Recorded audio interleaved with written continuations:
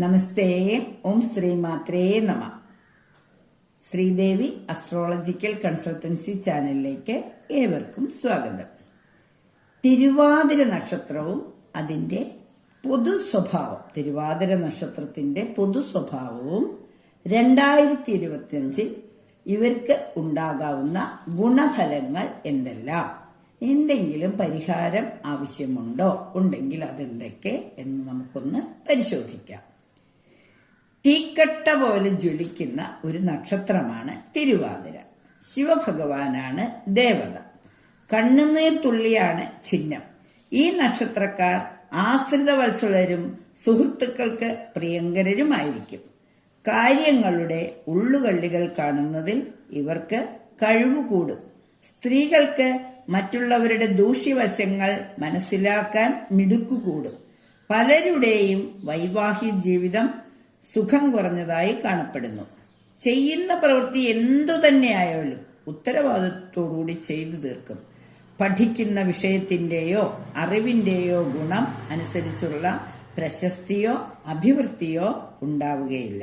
എല്ലാവരോടും സ്നേഹവും ആത്മാർത്ഥതയും കാണിക്കുമെങ്കിലും നിസ്സാര കാരണം കൊണ്ട് ശോഭിക്കുകയും നിലവിട്ട് പെരുമാറുകയും ചെയ്യും. ആരോട് പിണങ്ങിയാലും ദീർഘകാലം തുടരുകയില്ല. മറ്റുള്ളവരെ സന്തോഷിപ്പിച്ച് കൂടെ കൊണ്ടു നടക്കുന്ന കാര്യത്തിൽ ഒരു പ്രത്യേക കഴിവുണ്ടായിരിക്കും. ഒരേ സമയം പല തൊഴിലുകൾ ചെയ്യുകയോ തൊഴിൽ രംഗം അടിക്കടി മാറുകയോ ചെയ്യും. ആരുടെയും മുന്നിൽ വിനീതനാവാൻ ഇഷ്ടപ്പെടുകയില്ല. യുക്തിബോധത്തോടും സൗഹൃദത്തോടും സംസാരിക്കുകയും പെരുമാറുകയും ചെയ്യും. തൊഴിൽ എന്ന പോലെ എല്ലാ രംഗത്തും ഒന്നിൽ കൂടുതൽ ലക്ഷ്യങ്ങൾ ഉണ്ടായിരിക്കും. സഞ്ചാരപ്രിയനായിരിക്കും. മുൻകോപവും ഉപകാരസ്മരണയില്ലാത്ത പെരുമാറ്റവും ഉണ്ടാകും. വികാരജീവിയായിരിക്കും. തന്മൂലം കുടുംബജീവിതത്തിൽ അസ്വാരസ്യങ്ങൾ ഉണ്ടായെന്ന് വരാം. പൊതുപ്രവർത്തനം, അധ്യാപനം, സൂത്രപ്പണികൾ, സാഹിത്യപ്രവർത്തനം, നിരൂപണം എന്നീ മേഖലകളിൽ വിജയ സാധ്യത ഉണ്ട്. സൗന്ദര്യവും സാമ്പത്തികവുമുള്ള ഭാര്യയ്ക്ക് ഇവരിൽ ശക്തമായ സ്വാധീനമുണ്ടായിരിക്കും. ഈ നക്ഷത്രത്തിൽ ജനിച്ച സ്ത്രീകൾക്ക് എല്ലാ ഗുണങ്ങളും ഉണ്ടാകുമെങ്കിലും സ്വഭാവ മഹിമ അല്പം കൂടുതലായിരിക്കും. അന്യരുടെ കുറ്റം കണ്ടുപിടിക്കുന്ന ഒരു ദുശീലവും ഇവർക്കുണ്ടായിരിക്കും. ഇവർ ക്ഷിപ്രകോപിയോ അല്ലെങ്കിൽ ക്ഷിപ്രപ്രസാദിയോ ആയിരിക്കാം. വിദ്യാഭ്യാസ പുരോഗതി ഉണ്ടായിരിക്കും. ദാമ്പത്യ ജീവിതം പരാജയമാകാൻ പലപ്പോഴും കാരണങ്ങൾ ഇവർ തന്നെ ഉണ്ടാക്കും. ഭർത്താവിൽ നിന്നോ മക്കളിൽ നിന്നോ ഗുണാനുഭവങ്ങൾ കുറഞ്ഞിരിക്കും. പരസ്പരം അംഗീകരിക്കുന്ന സ്വഭാവമായിരിക്കുകയില്ല. ഭർതൃപരിത്യാഗമോ വൈകിയുള്ള വിവാഹമാണ് ഉണ്ടാവുക. തിരുവാതിരയുടെ ദശാനാഥൻ രാഹുവാണ്. രാഹുർ ദശയിലാണ് ജനിച്ചിരിക്കുന്നത്. വേദനക്ഷത്രം തിരുവോണമാണ്. കുടുംബത്തിൽ കലഹം വരുമെങ്കിലും സന്തതിയുടെ പിന്തുണയോടെ പ്രശ്നങ്ങൾ ഒരു പരിധിവരെ ഒഴിവാക്കാനാകും. 2025 ഇവരുടെ ഫലങ്ങളെ കുറിച്ചാണ് ഇനി പറയാൻ പോകുന്നത്. ഈ വർഷം ഇവരെ സംബന്ധിച്ചിടത്തോളം സാമാന്യം നല്ല ഗുണമാണ് അധികമുള്ളത്. ഏപ്രിൽ മാസം വരെ, അതായത് മാർച്ച് 29 കണ്ടകശനി ആരംഭിക്കുമെങ്കിലും കർമ്മരംഗത്ത് കുറച്ച് അസ്വാസ്ഥ്യങ്ങൾ വരാം.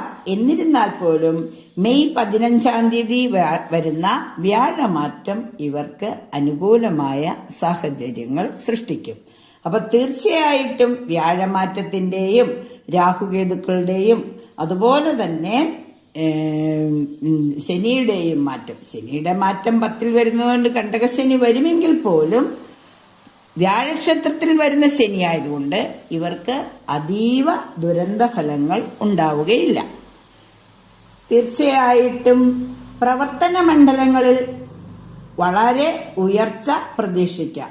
ഉദ്യോഗസ്ഥന്മാർക്ക് നല്ല ഫലം പ്രതീക്ഷിക്കാം. കാർഷിക മേഖലകളിൽ നല്ല ആദായം പ്രതീക്ഷിക്കാം.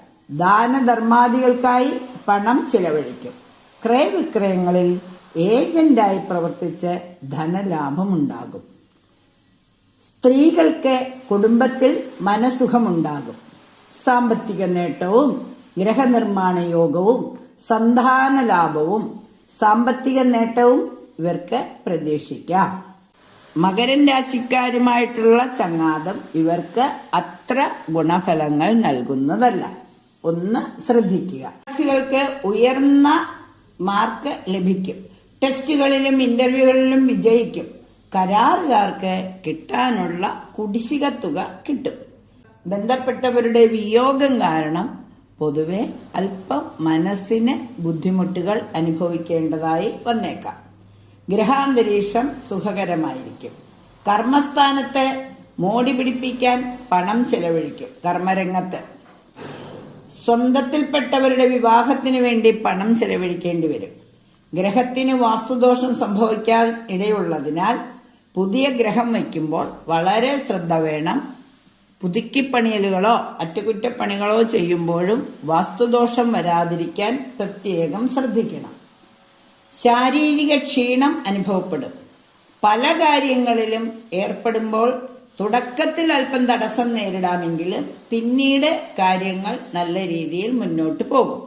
സ്പോർട്സ് താല്പര്യമുള്ളവർക്ക് സ്പോർട്സിൽ അംഗീകാരവും പ്രശസ്തിയും ലഭിക്കും. അതിവിടെ ശോഭിക്കാനുള്ള അവസരങ്ങൾ കിട്ടുന്നതാണ്. പലതരം വിനോദങ്ങളിൽ ഏർപ്പെടും. പുതിയ ജോലിക്ക് ശ്രമിക്കുന്നവർക്ക് തങ്ങളുടെ അധ്വാനത്തിൽ വിജയിക്കാവുന്നതാണ്. ബാങ്ക്, ട്രഷറി, റവന്യൂ ഓഫീസ് എന്നീ തസ്തികയിലുള്ളവർക്ക് കൂടുതൽ ആദായം ലഭിക്കും. സ്വയം കൃതാർത്ഥത ഉണ്ടായിരിക്കും.